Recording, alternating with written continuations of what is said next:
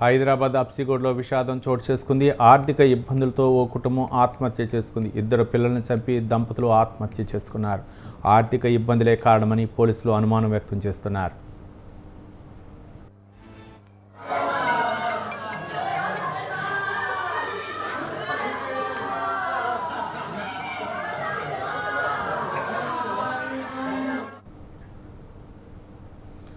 చంద్రశేఖర్ రెడ్డి రవీంద్రనగర్లో గత 8 నెలలుగా అద్దె ఇంట్లో నివాసం ఉంటున్నాడు. అతనికి భార్య కవిత, కూతురు శ్రీతారెడ్డి, కుమారుడు విశ్వంత్ రెడ్డి ఉన్నారు. కాగా చంద్రశేఖర్ రెడ్డి ఓ ప్రైవేటు కళాశాలలో లెక్చరర్గా ఉద్యోగం చేస్తున్నాడు.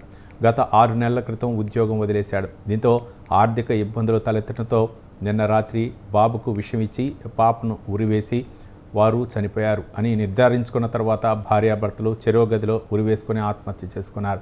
చంద్రశేఖర్ రెడ్డి స్వగ్రామం మహబూబ్ నగర్ జిల్లా కట్తల్. ఆత్మహత్యను గమనించిన స్థానికులు పోలీసులకు సమాచారం అందించారు.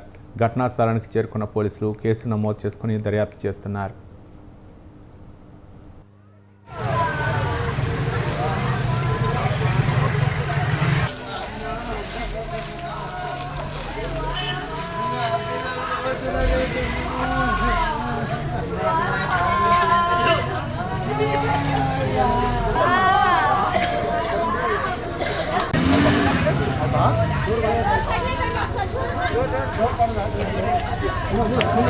ముందు